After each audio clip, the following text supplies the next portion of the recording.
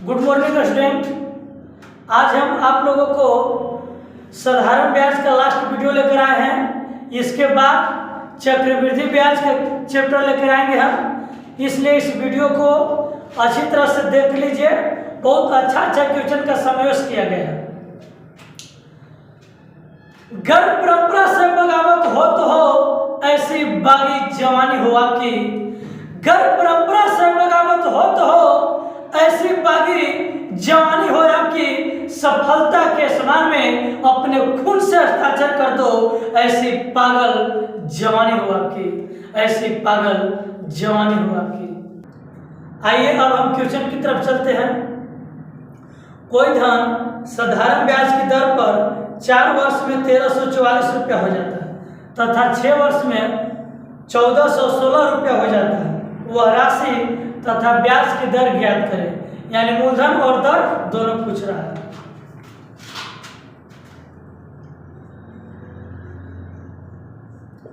चार वर्ष में 1344,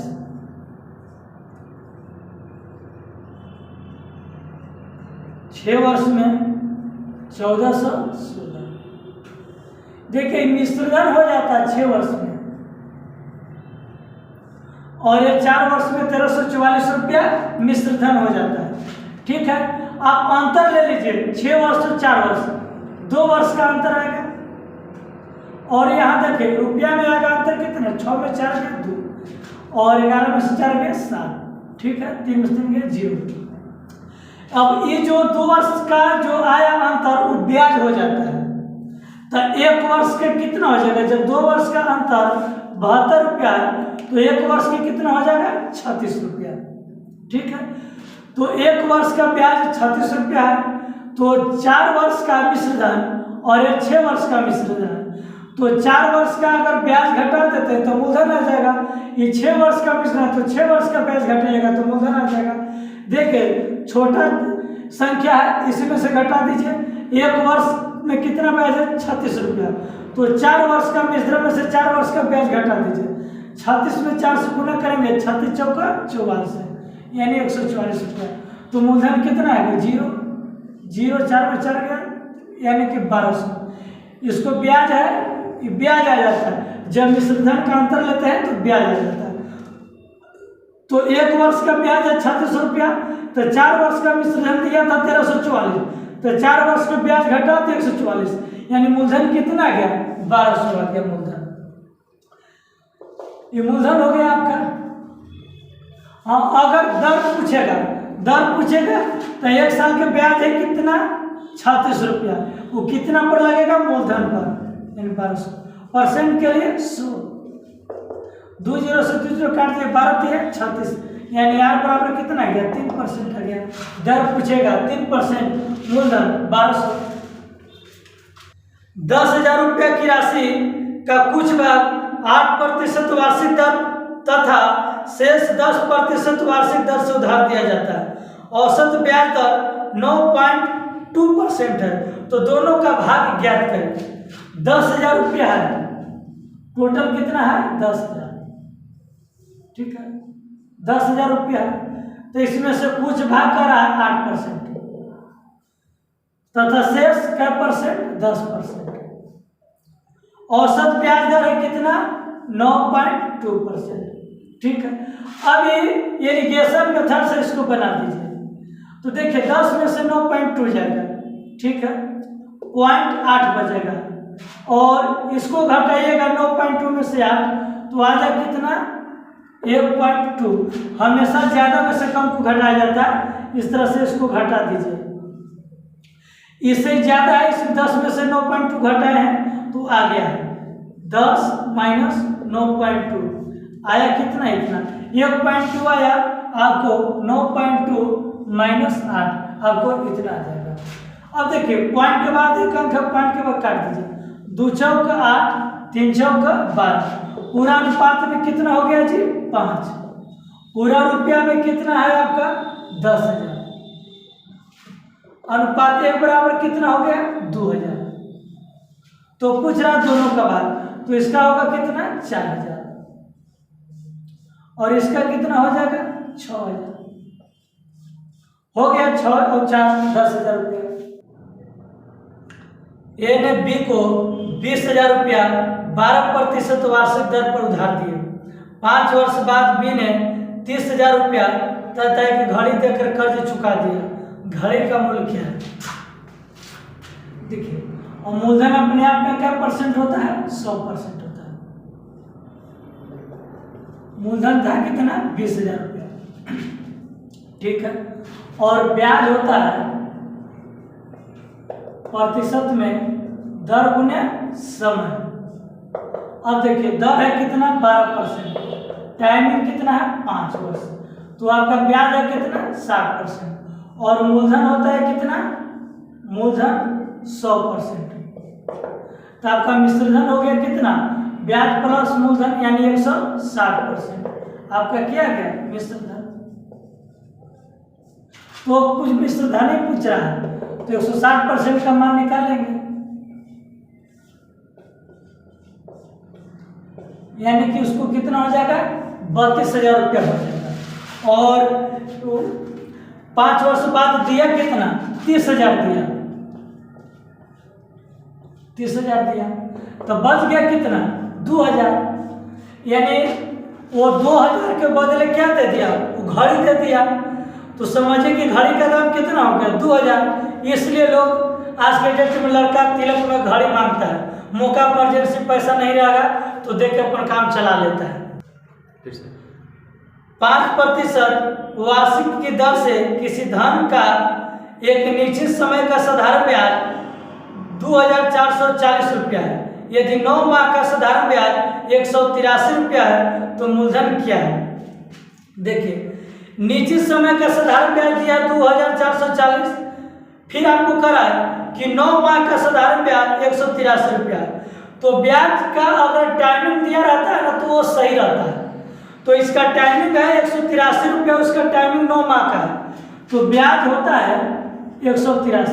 ब्याज बराबर होता है मूलधन गुने समय, समय है 9 माह का, और वार्षिक में दर दिया है तो उसको 12 से भाग दे देंगे। तो ब्याज बराबर मूलधन गुने समय गुने दर। दर कितना है? 5/100। अब देखिए, इसको काट दीजिए। 20 × 100, 3 तरीके 9, 4 तिहाई 12, ये कट जाएगा 61/12। और फिर पी का जब माना गया वो 61 में 80 से गुना कर देंगे तो 8 8 6 48, यानी 4,880 रुपया आपका मूलधन हो गया।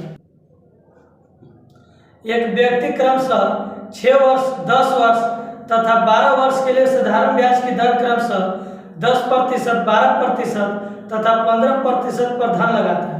यदि ब्याज प्रत्येक स्कीम से बराबर मिले तो इन मूलधनों का अनुपात क्या होगा?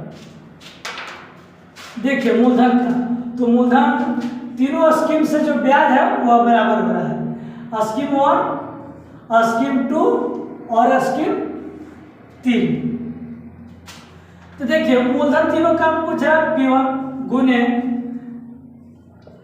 समय गुने दर 100, P2 गुने 10 वर्ष और दर दिया है 12%/100, P3 गुने 12 वर्ष और 15%/100। देखिए, तीनों जीरो से खत्म हो जाएगा और आपको 6 दूना 12, 6 दूना 12, ठीक है, और कटेगा 2 2 और 5, फिर 5 दूना 10, 5 तिहाई 15, यानी बच गया 1P1 बराबर 2P2 बराबर 3P3। तो मूलधन का अनुपात पूछ रहा है P1, P2 और P3। तो आपको क्या करना है, जिसको निकालना रहेगा उसको ढक दीजिए, ठीक है। जो बच जाएगा उसको दोनों को गुना कर दीजिए, यानी 2 और 3 को गुना करेंगे 6। इसको निकालना है P2, इसको ढक दीजिए। अब इसको और इसको गुना कर देते, 1 में 3 से गुना करेंगे 3। इसको निकालना, इसको ढक दीजिए, 2 और 1 को गुना करेंगे 2। यही मूलधन का आपका अनुपात है। यदि किसी धन का साधारण ब्याज उस धन का 9/25वां भाग हो तथा वर्षों की संख्या 10% के बराबर है तो 10% ज्ञात करें। साधारण ब्याज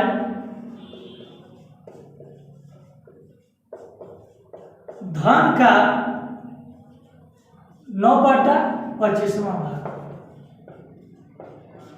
देखिए यानी कि धन कितना हो गया 25, तो ब्याज कितना हो गया 9, तो ब्याज है 9, तो ब्याज बराबर होता है मूलधन गुने समय गुने दर बटा 100।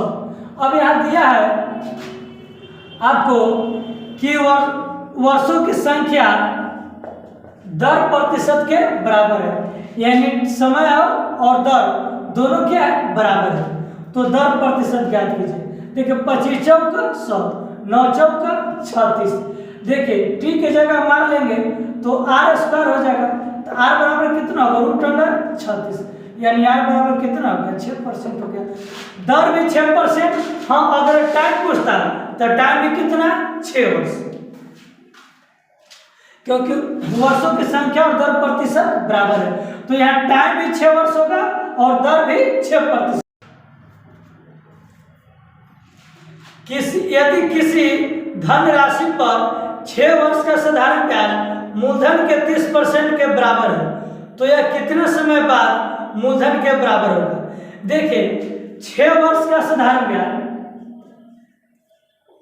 6 वर्ष का साधारण ब्याज मूलधन के 30% के बराबर है, 30% के, तो कह रहा है कितने समय बाद मूलधन के बराबर होगा।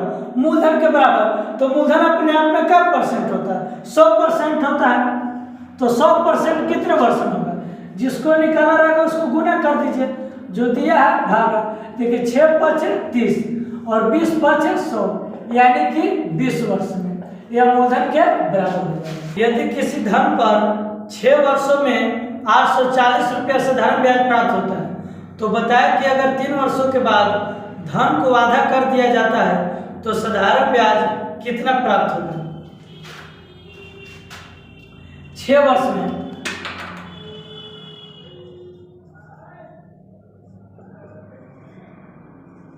840 रुपया साधारण ब्याज प्राप्त होता है, तो बताएं कि अगर 3 वर्षों के बाद धन को आधा कर दिया 840 रुपया होता है 6 वर्ष में, 3 वर्ष में तो 6 के आधा 3, तो इसको भी आधा कर दीजिए, यानी कि 420 हो जाएगा 3 वर्ष में। फिर करा कि 3 वर्ष के बाद और जो 3 वर्ष बच गया उसके बाद इसका आधा कर देता है, तो आप 420 को आधा कर दीजिए, यानी कितना हो जाएगा 210। तो कह रहा है कि 3 वर्षों के बाद 3 वर्ष तक तो 6 वर्ष में इतना होता है, तो 3 वर्ष में इतना हो जाएगा, उसके बाद जो 3 वर्ष बचता है उसको इस धन का आधा कर दिया जाता है। तब कह रहा है कि तब 6 वर्ष में कुल कितना होगा 3 वर्ष 6 वर्ष। ऐसे 6 वर्ष में कितना होता है 840, लेकिन 3 वर्ष के बाद 3 वर्ष तक तो 420 होगा, 3 वर्ष और जो बचता है उसको आधा कर दिया जाता है, यानी कि 210। तब 6 वर्ष में कितना होगा, तो 420 + 210 यानी कि 630 रुपया हो जाएगा। जबकि आधा नहीं करता था कितना हो जाता था 840, और 3 वर्ष के बाद आधा करने के कारण 630 रुपया हो जाता है। किसी धन पर 8 वर्षों में 1080 रुपया साधारण ब्याज प्राप्त होता है, जबकि धन को 4 वर्षों के बाद दुगुना कर दिया जाता है। यदि धन को दुगुना नहीं किया जाए तो बताएं कि साधारण ब्याज कितना होगा। 8 वर्ष में 1080 रुपया हो जाता है, जबकि धन को 4 वर्षों के बाद दुगुना कर दिया जाता है। क्या कर दिया जाता है, दुगुना कर दिया जाता है। दुगुना कर दिया जाता है तब पूरा देखिए दुगुना कर दिया जाता है, तब कह रहा है कि 4 वर्षों के बाद दुगुना कर दिया जाता है तब 1080 रुपया प्राप्त होता है। तो कह रहा है कि अगर दुगुना नहीं किया जाता तब कितना प्राप्त होता। तो देखिए अनुपात में टोटल कितना हो गया 3, लेकिन टोटल हुआ है कितना 1080। तो कह रहा है कि 4 वर्षों के बाद दुगुना कर देते हैं तब 1080 रुपया प्राप्त होता है। अगर दुगुना नहीं किया जाए यानी जो पहले से था उतना ही रहेगा, तब ये जो पहले था उतना ही है कि नहीं है। पहले क्या कर दिया दुगुना कर दिया तब 3 होता था, और पहले जितना था अब भी उतना ही है, यानी अब अनुपात में कितना हुआ 2। तो इसको निकालना, जिसको निकाला रहा तो उसको क्या करते हो गुना, और जो दिया है वो भागा। तो देखिए ये कटेगा 3 से, 3 तरीके 9 और 6 तरीके 18, यानी कि 720 रुपया हो जाएगा।